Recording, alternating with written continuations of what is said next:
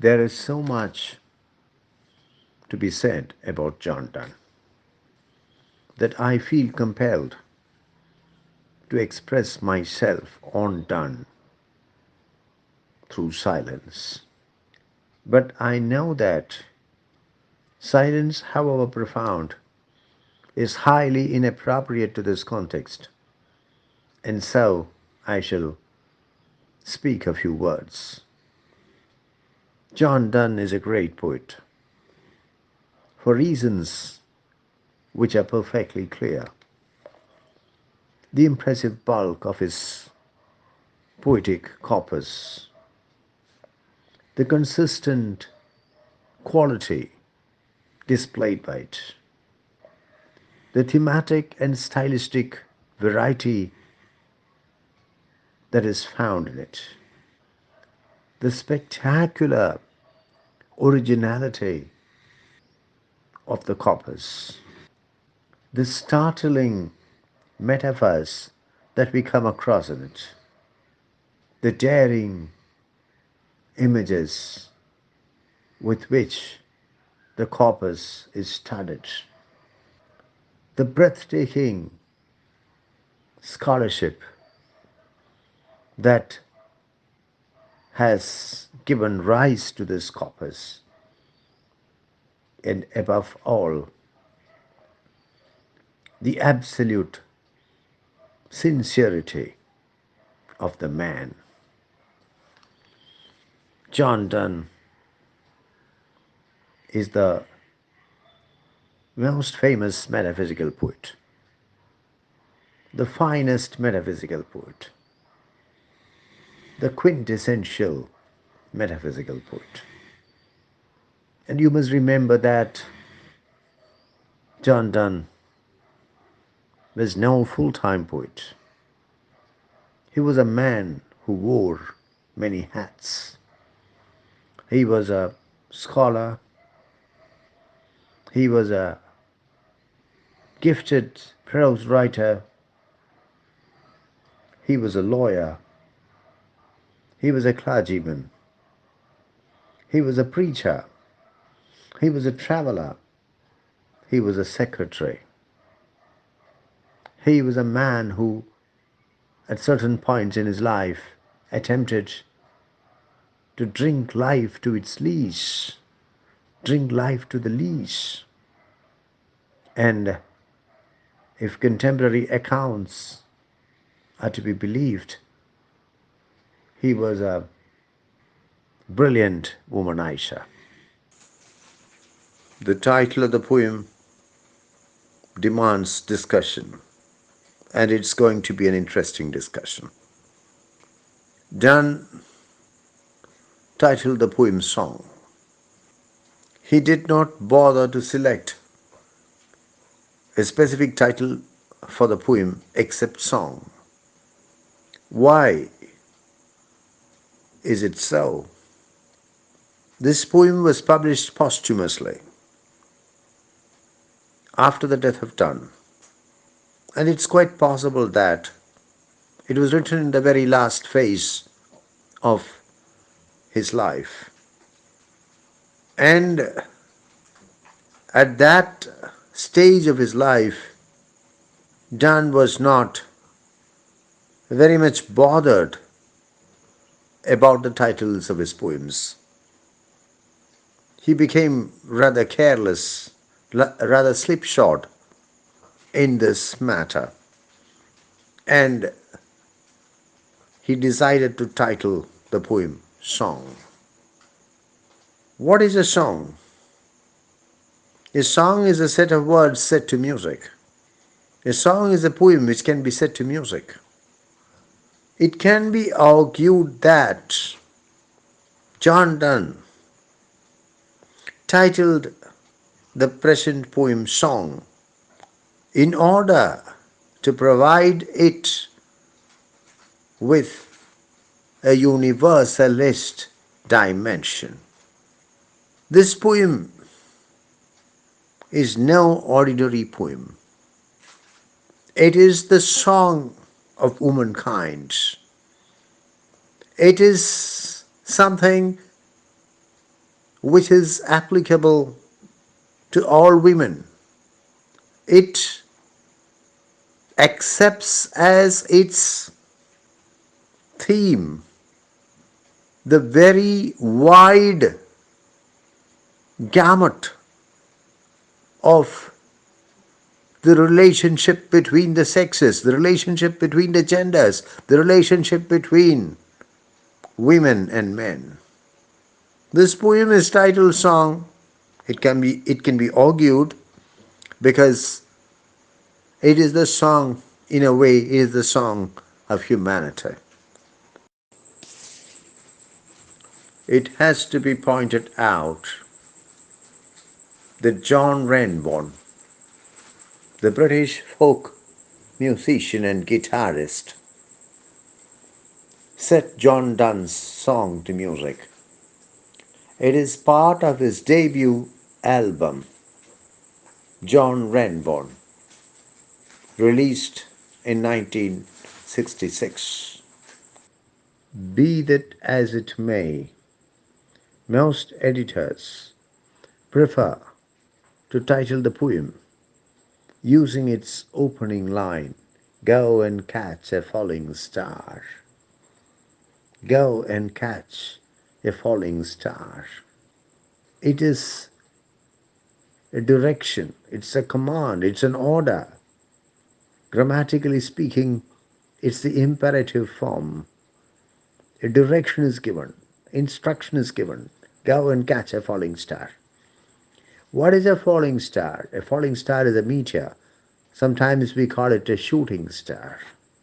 When it enters the Earth's atmosphere, it usually burns itself. And that is why we see a bright flash across the sky. Go and catch the falling star. The falling star or the shooting star in Western astrology signifies love and success in love in particular. Go and catch a falling star.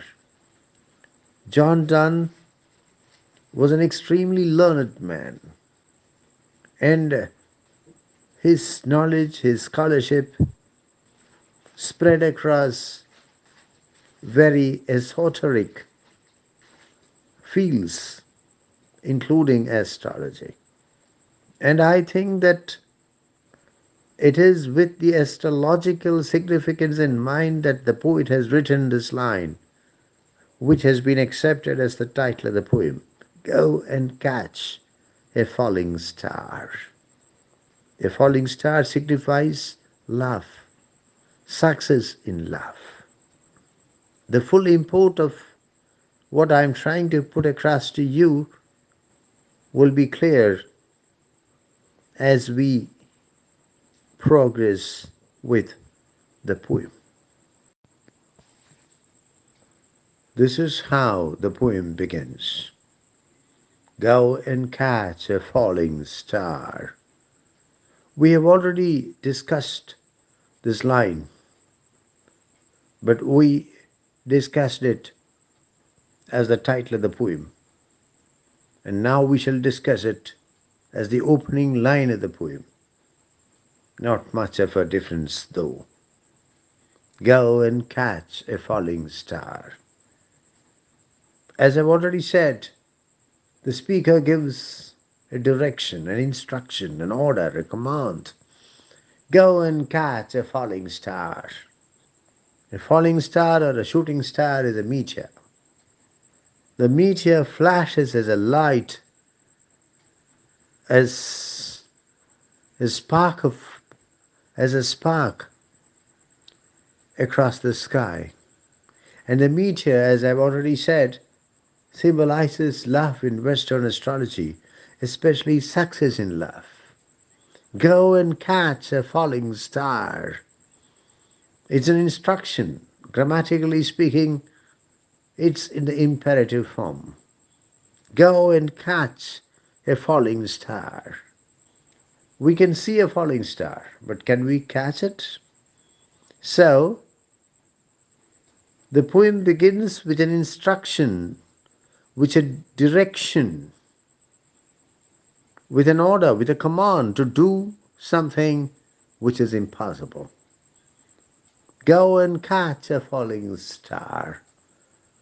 John Donne was fond of providing his poems with striking opening lines. Here we have an opening which knocks the reader off his balance. Go and catch a falling star. No reader who reads this line can prevent himself from reading the rest of the poem. This is an important characteristic of Donne's poetry, of metaphysical poetry in general.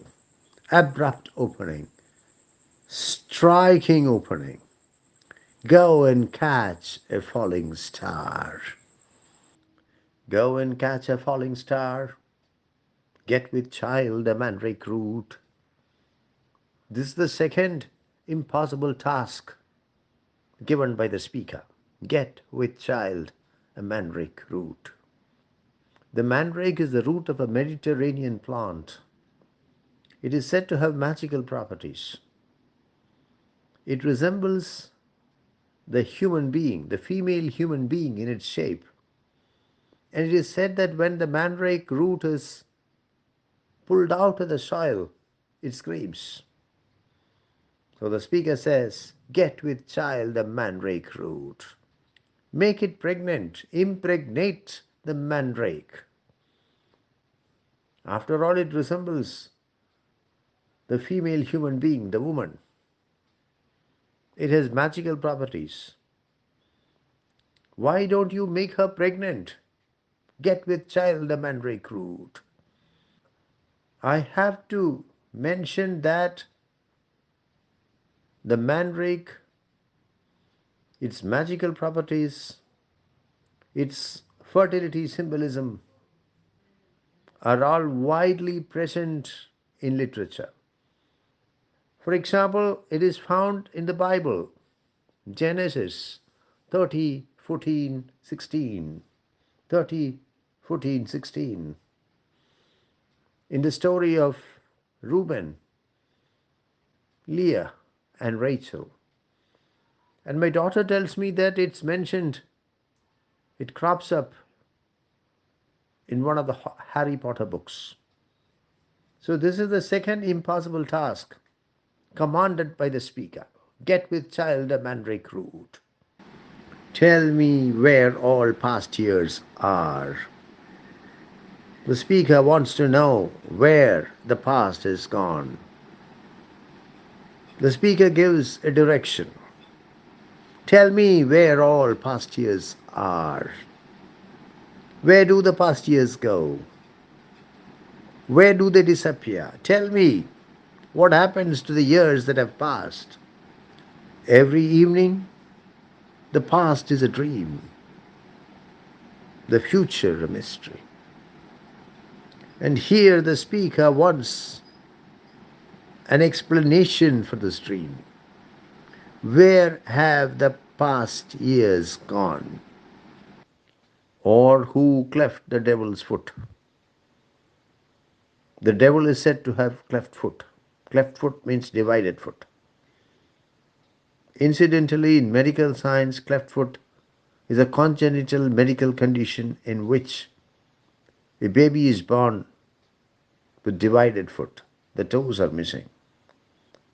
The question here is, how come the devil has cleft foot? I am reminded of the last scene of Othello, 5:2, where Othello, discovering the villainy of Iago, looks down at the feet of Iago to make sure, that is what he says, to make sure that he does not have cleft foot. Because if he is the devil, he cannot be killed. Othello cannot kill Iago if Iago is the devil. And if he is the devil, he must have cleft foot. And then he tries to stab Iago. This could be an excuse in order to make Iago look down at his own feet. Be that as it may, the explanation given by Othello is that he looks down in order to make sure that Iago is not the devil himself. If Iago is the devil, he will have cleft foot. 5-2 of Othello. The question before us is, who is responsible for the cleft foot of the devil? How come the devil has cleft foot? Teach me to hear mermaids singing. A mermaid is a mythical creature, half woman and half fish. A mermaid usually has long hair and a beautiful voice. Sailors claim to have seen mermaids. I think Christopher Columbus saw mermaids in one of his voyages. I'm reminded of Hans Christian Andersen's 1836 fairy tale, The Little Mermaid. This is all very fine, but nobody has heard the mermaid singing. So the speaker here says, teach me to hear mermaids singing. The problem is that mermaids are mythical creatures, and so nobody can hear them singing. And the speaker wants to be taught to hear mermaids singing, or to keep off envy's stinging. Envy is a feeling of unhappiness, dissatisfaction, discontent, which you feel when someone else has something you don't have, but you very much desire. Man is an envious animal. To be human is to experience envy. That is why the poet here says, to keep off envy's stinging. The sting is a pointed organ in the body of a wasp or a bee or an ant or a scorpion with which it stings us, pierces us, wounds us.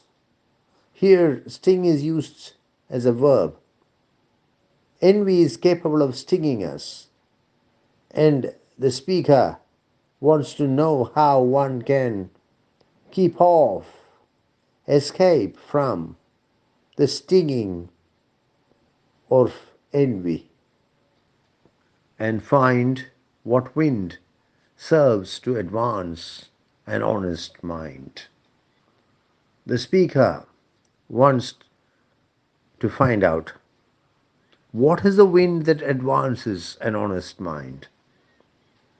If your career is to advance, if your life is to advance, an honest mind is bound to be a liability. Look at all those people who succeed in life. They are not the best human beings. So the question here is to find out which is the wind that advances an honest mind. You must remember that the image here is of a sailing ship. It is powered by the wind. It is the wind which advances the ship.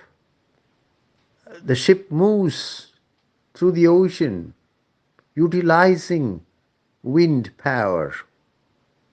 Similarly, a man with an honest mind, if he has to have a successful career, what is the wind that can advance his career?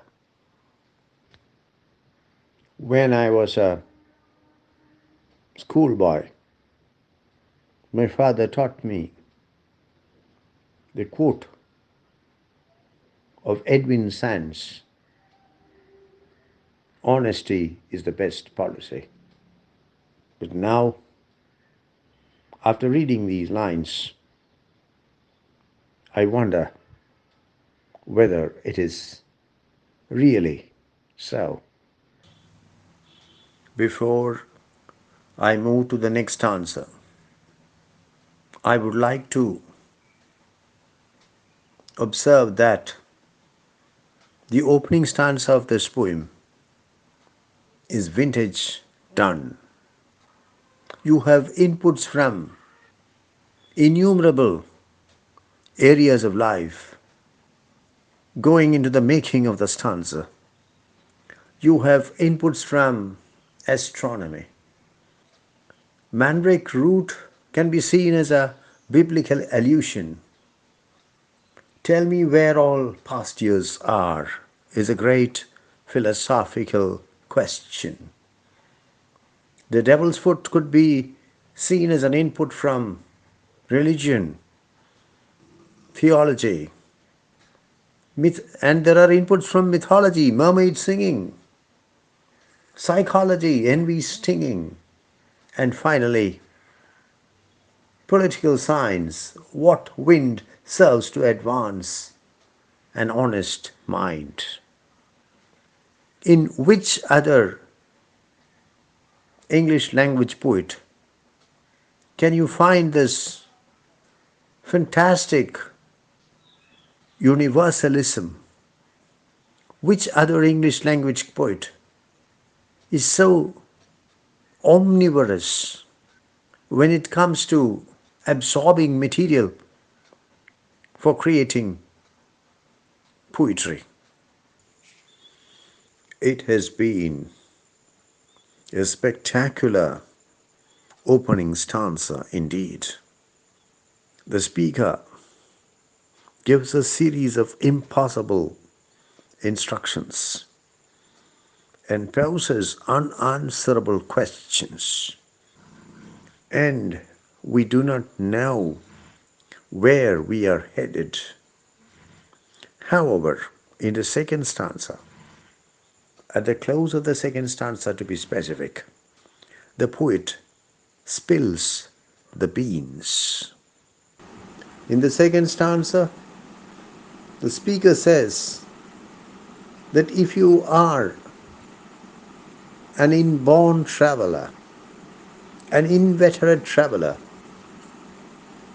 if you like to see things which others have not seen, strange sights, things invisible to see, you must remember that in those days, travel was not as easy, as convenient, as fast as it is now. And the majority of the people seldom ventured far from their own hometowns, their own villages. That is why the speaker says, if you are born to strange sights, if you are an inborn traveler, if you are an inveterate traveler, and you want to see things which are unusual, which you don't see in your place, strange sights, which other people do not see, things invisible to see, then you should ride 10,000 days and nights. I think that's something like 27 years. You should spend more than a quarter century traveling on horseback. That was the fastest mode of travel at that time. Till age snow white hairs on thee. As a result of your 27 years of inveterate traveling, your hair is bound to turn white, snow white. Not exactly because of your traveling, but because of the passage of time. Till age and the advancement of your age, till age snow white hairs on thee.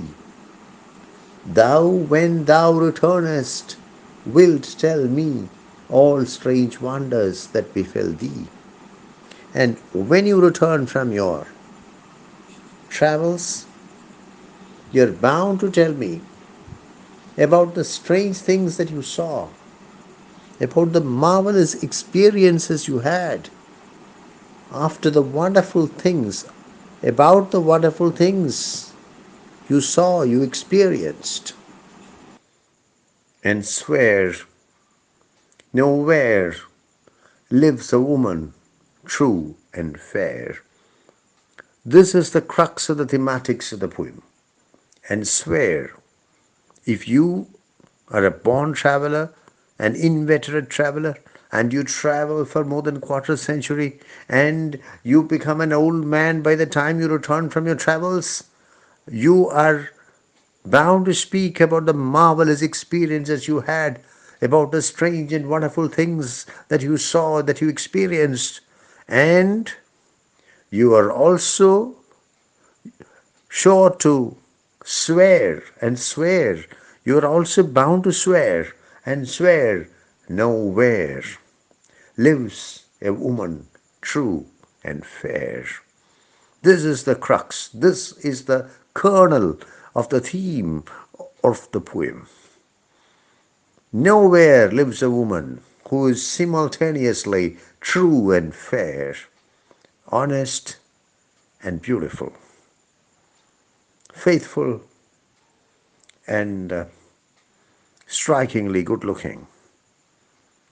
You may find a woman who is faithful, but she is sure to be a plain faced woman, a plain woman.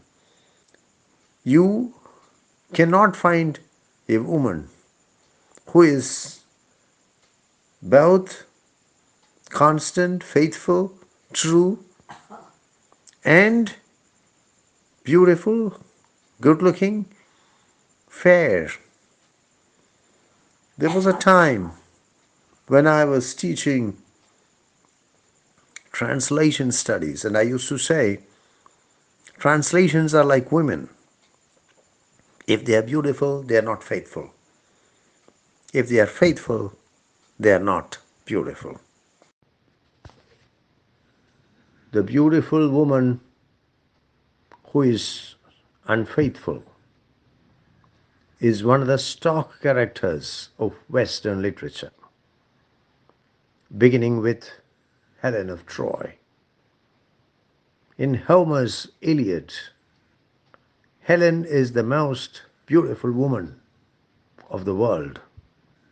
She is even now looked upon as the most beautiful woman of the ancient world.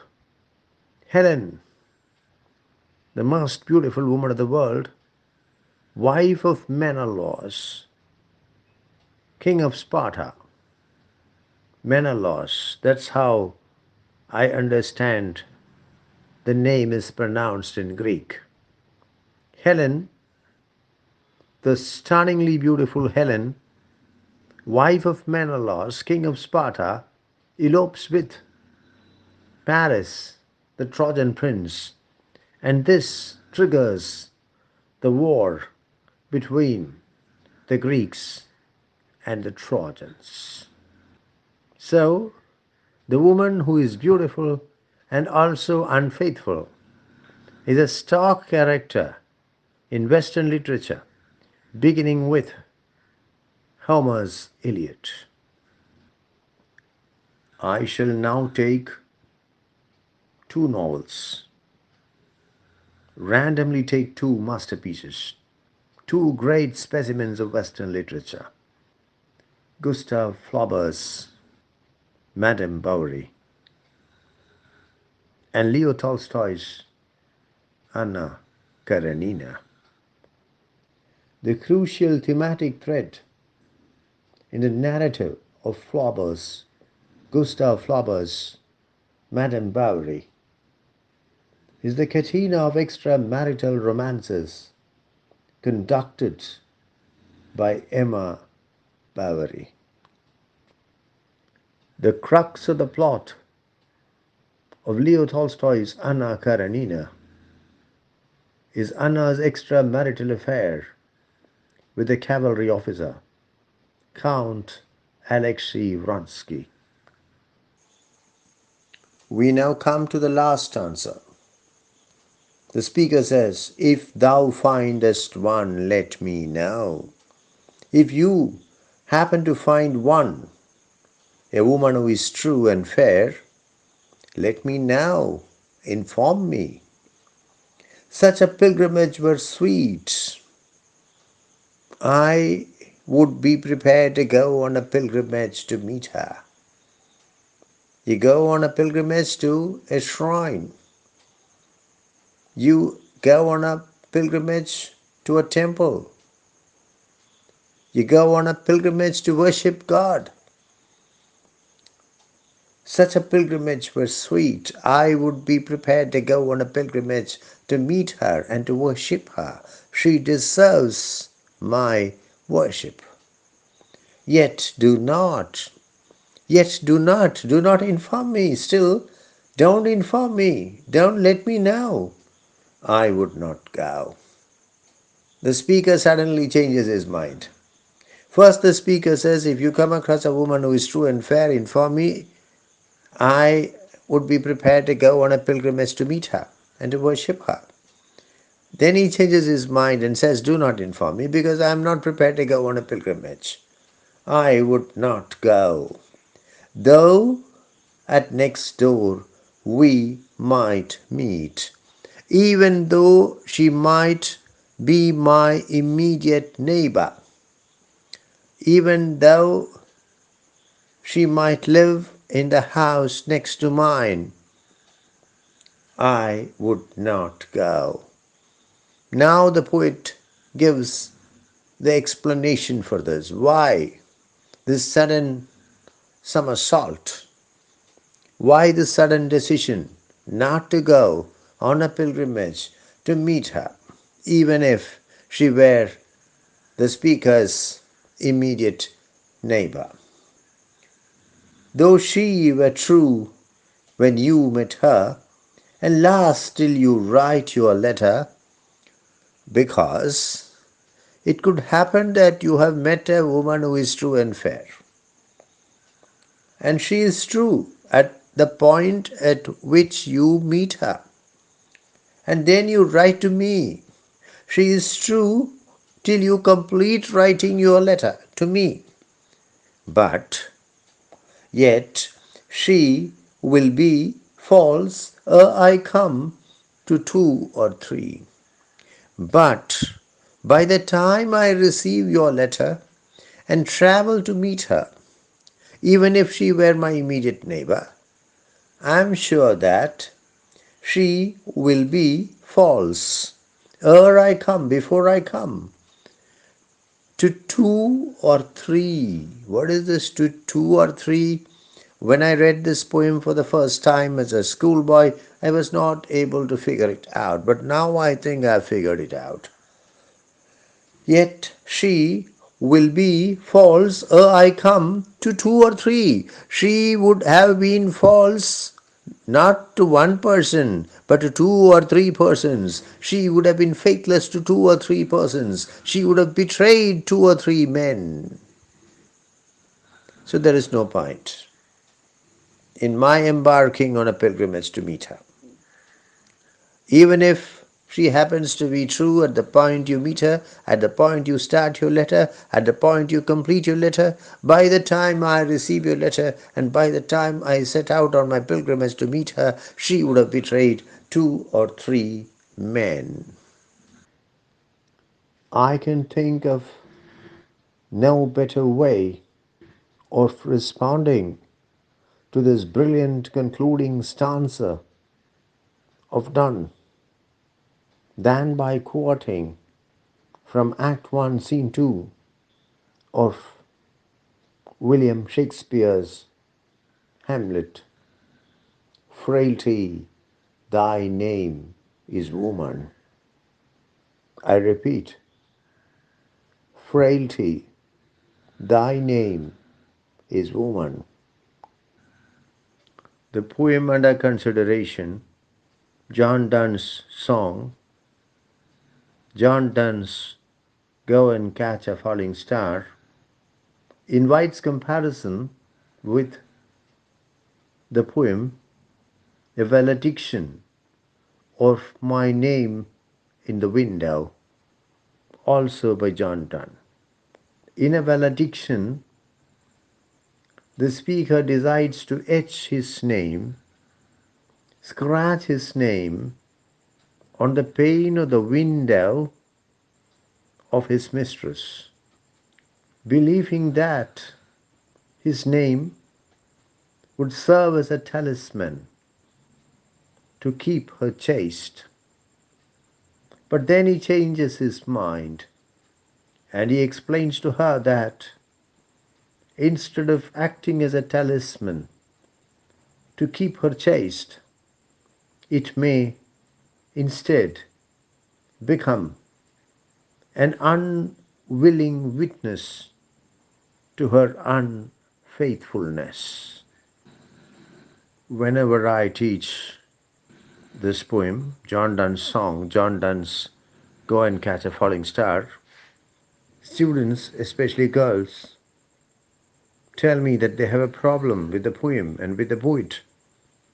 They feel that John Donne is deeply prejudiced against women, that he is a misogynist, and the perspectives that are embedded in the poem are purely misogynistic.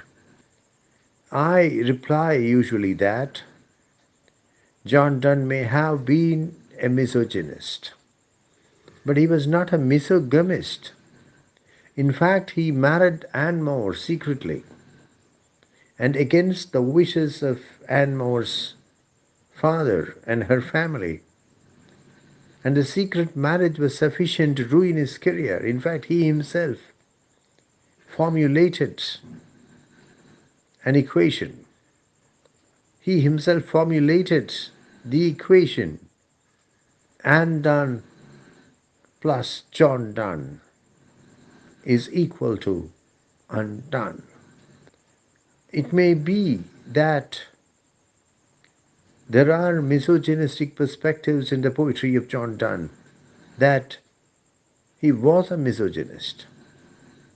But I personally feel that all these poems are based on his personal experience.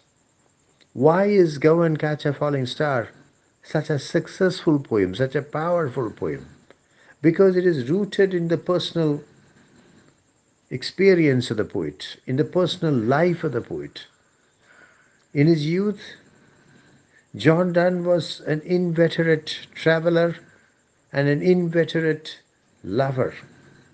In fact, he spent practically all his money on his travel and on his traveling and on his womanizing. And his interactions with women, not just in England, not just in Britain, but on the continent as well, in Italy, in Spain, must have facilitated the development of his misogynistic perspectives. I'm not here to justify everything that Donne says, but it is our duty as readers to refuse to be judgmental, to try to understand why the perspectives that we come across in a particular piece of literature, however violently opposed those perspectives may be to our own perspectives, have evolved.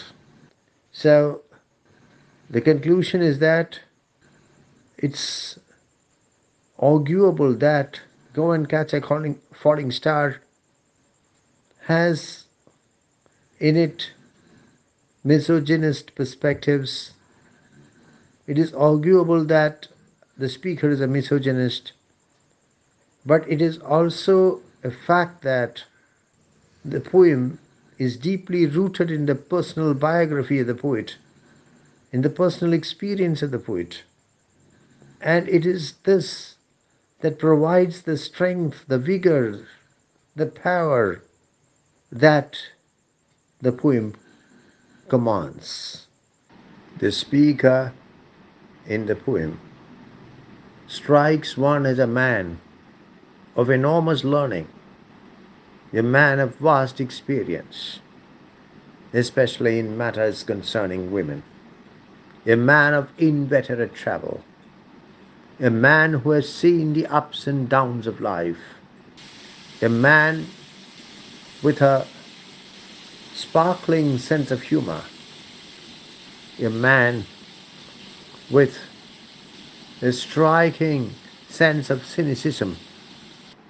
In fact, in real life, John Donne was such a man.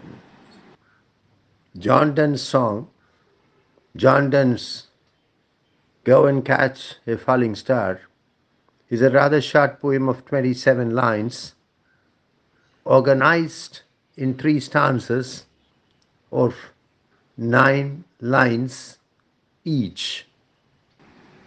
The rhyme scheme is AB, AB, CC, D, D, D.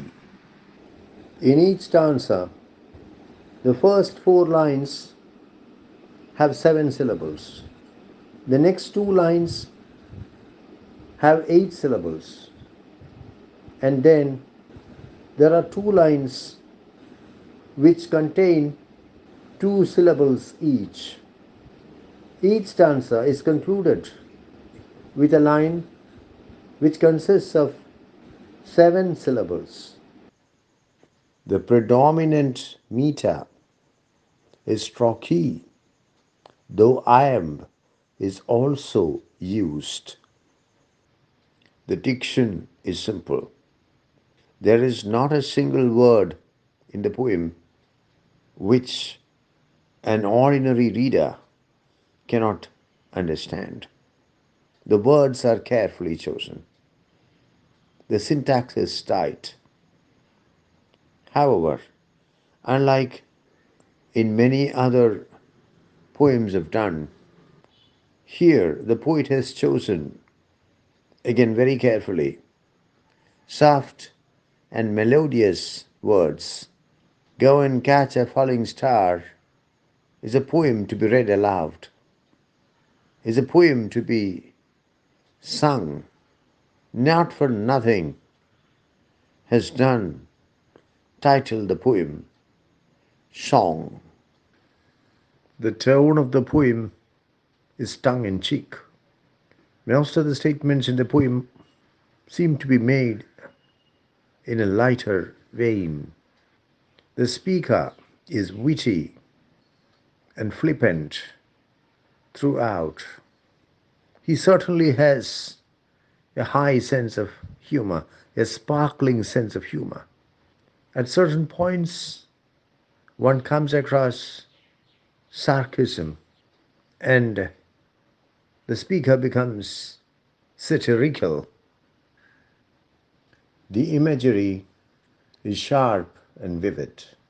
As in a typical Donne poem, the images are drawn from various areas. There is astronomical imagery, there is botanical imagery, there is theological imagery, there is mythological imagery, there is travel imagery, there is body imagery, there is religious imagery. In fact, a striking feature of this poem is its powerful and varied imagery. When we read the poem carefully, we realize that there is profound symbolism embedded in the body of the poem. Let us take, for example, the star in the opening line of the poem. The star in the opening line of the poem is a symbol of elevation, of purity, of nobility, of guidance. For in the days of Donne, stars acted as guides to mariners. However, the star here is a falling star. Go and catch a falling star.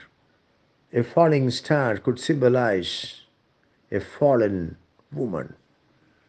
I know that the term is archaic, but you have to speak in archaic language in order to explain a poem like the present one effectively.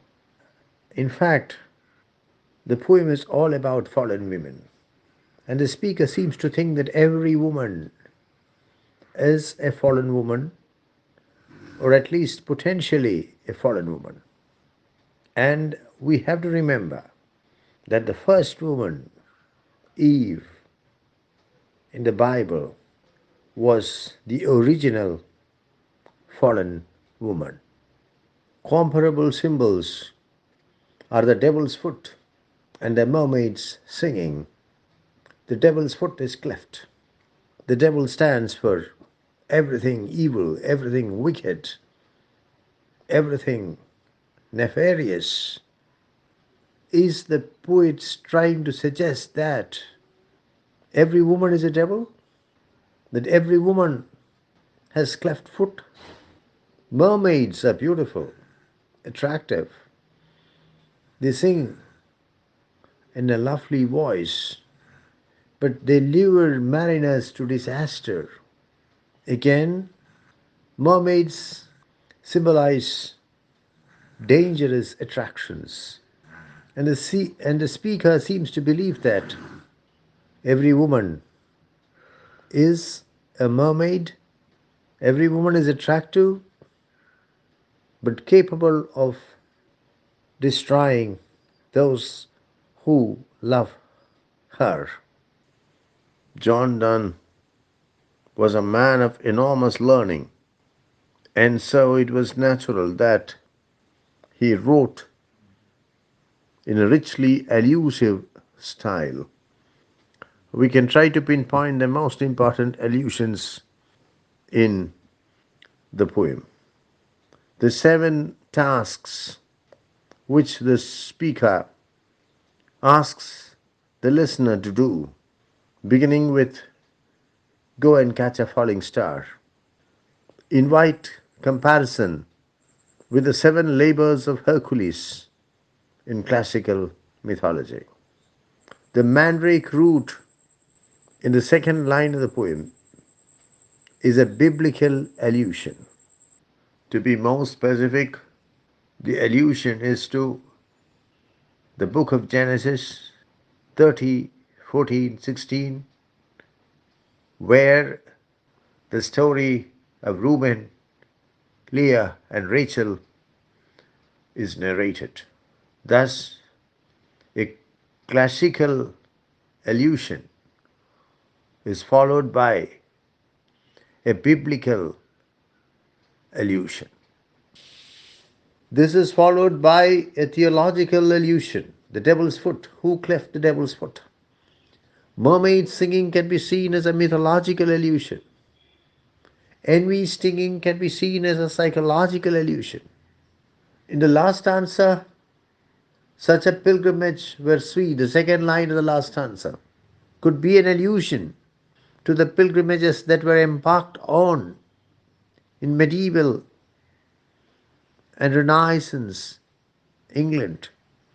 I'm sure that John Donne, the great scholar poet, had the iconic pilgrimage to Canterbury, immortalized in the Canterbury Tales of Geoffrey Chaucer, in mind when he wrote this line. Alliteration is the figure of speech in which the same consonant sound or almost the same consonant sound is repeated in adjacent words or in closely positioned words. We meet with alliteration in the opening line of the second stanza of the poem. If thou beest born to strange sights,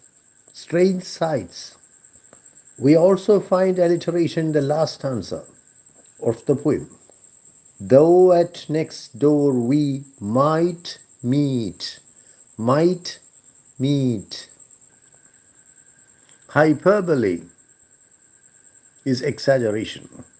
Hyperbole occurs when the speaker overstates for the sake of effect. We find a clear cut hyperbole in the second stanza of the poem, the third line of the second stanza. Ride 10,000 days and nights. 10,000 days and nights. How can someone ride continuously for 10,000 days and nights? All that the speaker means is that you should travel for a long period, not exactly ride 10,000 days and nights. Enjambment in French means a striding over. It means the continuation of a sentence from one line to another or from one stanza to another. In the present poem, Donne uses enjambment repeatedly. Examples are found in the first stanza, the last two lines of the first stanza. What wind serves to advance an honest mind? Wind serves. There is no punctuation after wind. There is a spillover from the penultimate line to the last line. Donne uses enjambment again in the second stanza, the last part of the second stanza. Nowhere lives a woman true and fair. Nowhere lives. No punctuation after nowhere. So there is a flow. There is a spillover from the penultimate line to the last line. And one more example. The last stanza. The last two lines of the last stanza. Will be false ere I come to two or three. Will be false. There's a spillover again from the penultimate line to the last line. Apostrophe is the figure of speech in which the speaker addresses somebody or something. The present poem opens with a grand apostrophe. The entire first stanza, go and catch a falling star, get with child the mandrake root, until and find what wind serves to advance an honest mind, constitutes a powerful apostrophe. Assonance is the repetition of vowel sounds in words which are positioned close to one another. The poet makes use of assonance in the last stanza of the poem. Yet do not, I would not go, though at next door we might meet, though she were true when you met her. The metaphysical conceit is the trademark literary device of the metaphysical poets, of whom John Donne is arguably the finest. The metaphysical conceit is a figure of speech in which an elaborate parallel is established between two dissimilar things which in the normal course would never ever be brought into conjunction. It is generally said that John Donne's song, John Donne's Go and Catch a Falling Star, lacks the use of the metaphysical conceit. It is true.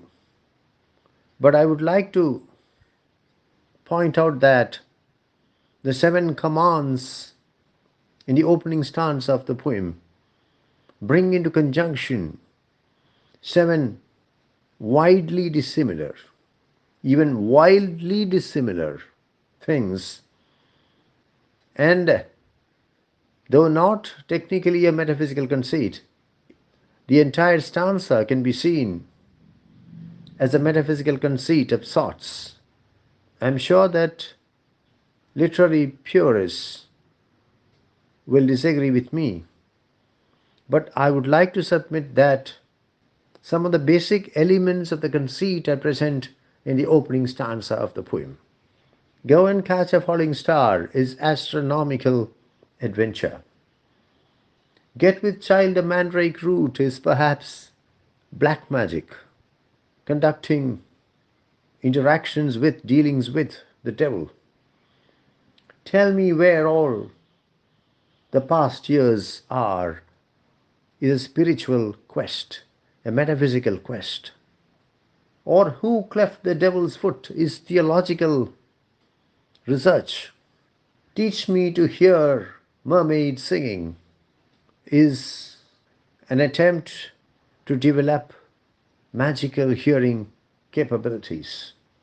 Or to keep off envy stinging is a desire to enhance one's psychological self, improve one's psychological self, improve one's psychological identity, and find what mind serves to advance an honest mind is investigation in political science, in power play. In his 1921 essay, The Metaphysical Poets, T.S. Eliot puts forward the theory of dissociation of sensibility. Sensibility is a person's capacity to comprehend, interact with, and respond to experience. According to Eliot, in the 17th century, a dissociation occurred in the English sensibility. This could be because of the Civil War. This could be because of a number of reasons. Be that as it may, the English sensibility underwent a split, and as a result, the poets who came after that were unable to possess a unified sensibility. There was, there occurred a dichotomy between thought and feeling. There occurred a split in the sensibility of the poets, and as a result, we cannot find in their work the working of an integrated sensibility, thought and feeling, intellect and emotion going hand in hand. T.S. Eliot upholds John Donne as a fine example of the working of a unified sensibility.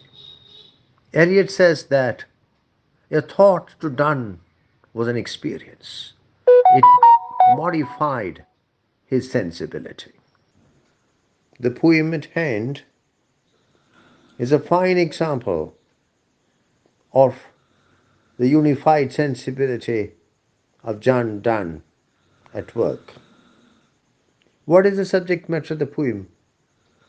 Feminine inconstancy, female betrayal. Anyone who has undergone this experience is bound to be traumatized. And in all probability, this poem is based on the personal experience of John Donne, who in his early years was, as I have already pointed out, a brilliant womanizer. Feminine inconstancy, female betrayal, is an emotive subject, a subject that rouses strong emotions, Feminine inconstancy, female betrayal is sufficient to shatter any man. But look at this poem. See how Donne treats this highly emotive subject matter in a very clinical manner, in a very intellectual manner, in a very cerebral manner, in a manner untainted by emotion. This poem is undoubtedly a fine specimen of the unified sensibility of Donne in operation. Let us now consider Go and Catch a Falling Star as a metaphysical poem. There is no doubt that the poem has a striking opening. Go and catch a falling star. An opening which captures the imagination of the reader and compels him to read the rest of the poem. As has already been explained, Go and Catch a Falling Star is a brilliant specimen of the unified sensibility of John Donne in operation. Donne's poem, Go and Catch a Falling Star, adopts a thoroughly anti-Petrarchan stance. I think the Italians would say Petrarchan, anti-Petrarchan stance. In fact, the poem demands contrast with some of the sonnets in Astrophel and Stella of Sir Philip Sidney, where the lover is Astrophel, or lover of the star, and the woman is Stella, or the star. There is no attempt to glorify the woman or see her as a divine creature or as an angel. The speaker in this poem is down to earth and sees women as they are in real life, at least according to his own experience. No metaphysical poem is perhaps complete without the metaphysical conceit. Go and Catch a Falling Star certainly does not have embedded in its body a metaphysical conceit in a technical sense. But as has already been pointed out, the seven commands in the opening stanza of the poem can be, in a way, looked upon as a metaphysical conceit because the seven commands bring together some very dissimilar ideas and experiences. In the poem under consideration, Donne deliberately uses an unpoetic diction. The diction of the poem is characteristically metaphysical. The poet uses simple, everyday words. There is not a single word which would be unfamiliar to the ordinary native speaker of the English language. Go and Catch a Falling Star showcases the brilliant wit of John Donne. Similarly, the poem showcases the profound erudition of the poet, his close familiarity with the various facets of Renaissance knowledge. Go and Catch a Falling Star reveals John Donne's flair for technical experimentation, particularly in matters of linear length and meter. The way in which he divides the lines is nothing short of brilliant, as is the way in which he uses enjambment. John Donne spectacularly combines trochee and iamb to craft a poem which is very effective from the technical perspective. John Dryden said of John Donne, he affects the metaphysics. That is to say, he walks in the footsteps of the great scholastic philosophers of the Middle Ages. He pretends to be one of them. His writings are such that you feel that they are works of philosophy rather than works of literature.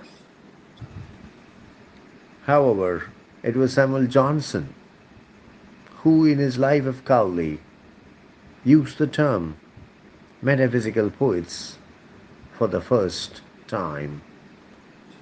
Among the most significant metaphysical poets are John Donne, George Herbert, Andrew Marvell, Abraham Cowley, Richard Crashaw, and Henry Vaughan.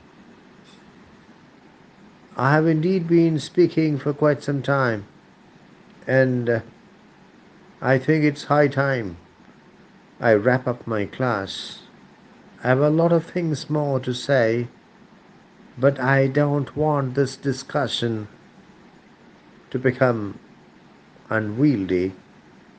I would like to put an end to this discussion by pointing out that John Donne's song, John Donne's Go and Catch a Falling Star, is a gem of a betrayal poem.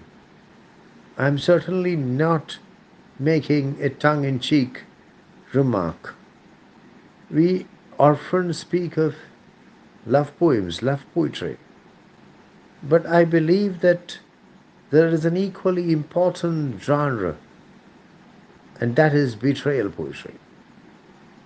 The present poem, Go and Catch a Falling Star, is a very important betrayal poem. It has a very special place in the betrayal poetry in the English language. And this genre would include poems like The Forsaken Merman of Matthew Arnold, La Belle Dame Sans Mercy of John Keats, and some of the sonnets of William Shakespeare.